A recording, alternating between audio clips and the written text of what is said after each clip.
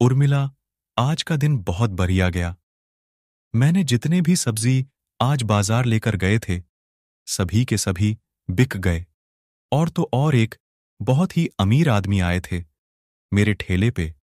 उसने तो मेरे सब्जी के दोगुने दाम दिए, जिससे मेरा दिन ही बन गया। अरे वाह जी। तब वो जरूर कोई भला आदमी होगा जो आपको आपके सब्जी के दोगुने दाम देकर गया। भगवान उसके घर को खुशियों से भर दे और हमेशा वो तरक्की की राह पर चले। आप हाथ धोइए, मैं आपके लिए खाना लगा देती हूँ। आप काफी भूखे होंगे। ये लोग आपस में बात कर ही रहे होते हैं कि तभी इस गांव को किसी की बुरी नजर लगती और यहां पर एक बहुत ही भयानक छिपकली आती, जिसे देखते ही मानो एक बार में कई इंसानों को जिंदा निगल लें। अरे वाह, कितना खूबसूरत और प्यारा गांव है इस गांव की तरह। यहाँ के लोग भी बेहद खूबसूरत और प्यारे होंगे। कई महीनों भूखे रहने की वजह से मेरी भूख मानो पेट में ज्वालामुखी फट रही हो।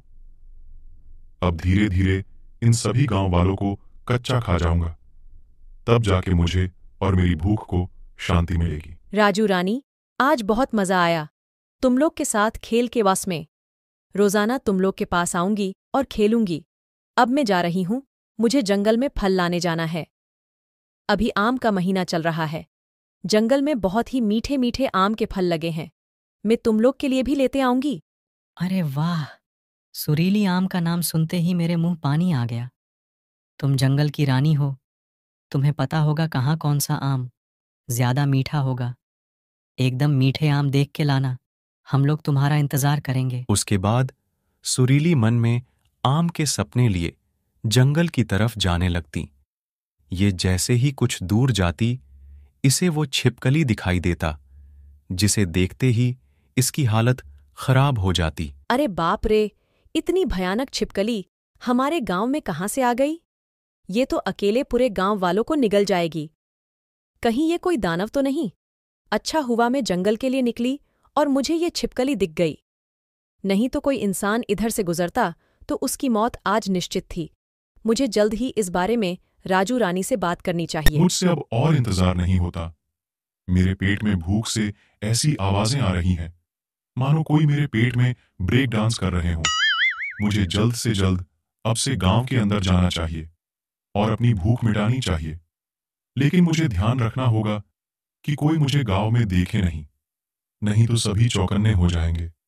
मुझे दबे पांव इन लोगों का शिकार करना होगा। इतना बोलकर ये छिपकली अपनी भूख मिटाने तेजी से गांव की ओर जाने लगता।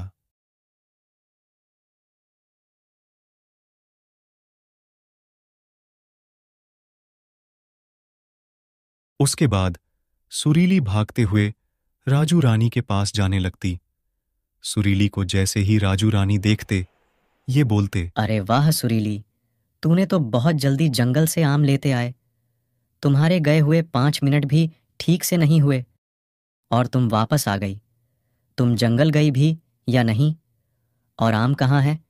कहीं कोई मुसीबत तो नहीं आई तुम पर, जिससे भागते हुए वापस हमरे पास आ गई? हाँ सुरीली, अभी ही तो तुम यहाँ से जंगल के लिए निकली और तुरंत वापस आ गई। जरूर कुछ बात है, तुम काफी परेशान और घबराई हुई दिख रही हो। क्या बात है? किसी ने तुम्हें परेशान किया? क्या तुम हमें बता सकती हो? हम तुम्हारी मदद करेंगे।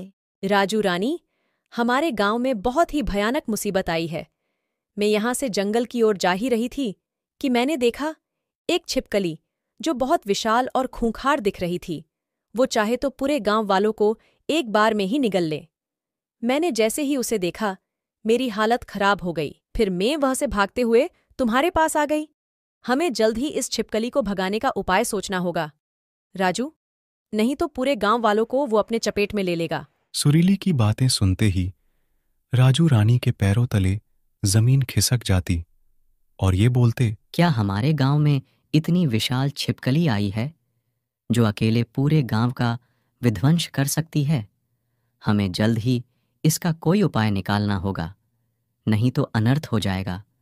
पता नहीं इस गांव को किसकी नजर लगी है जो आए दिन मुसीबत आती रहती है। हाँ राजू, ये छिपकली तेजी से गांव की ओर इंसानों का शिकार करने के लिए जा रहा है। इससे पहले कि ये गांव के लोगों को अपना निवाला बनाए, हमें उसे कैसे भी करके इस गांव से भागना होगा। ये जरूर कोई मायावी छिपकली होगा। इसके लिए हमें मायावी शक्ति की जरूरत होगी जो इसका सामना कर सके।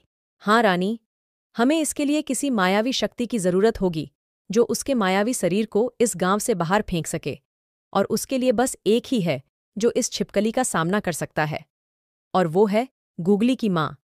जिस गूगली को तुम लोगों ने बचाया था, हम उनसे मदद मांगेंगे तो वो हमारी मदद जरूर करेगी। उसके बाद राजू रानी और सुरीली गूगली की माँ को मदद के लिए बुलाने लगते। रंभा, हमारे गांव में बहुत ही भयानक और खूंखार छिपकली घुस आई है और तेजी से लोगों का शिकार करने गांव के अंदर जा रही है।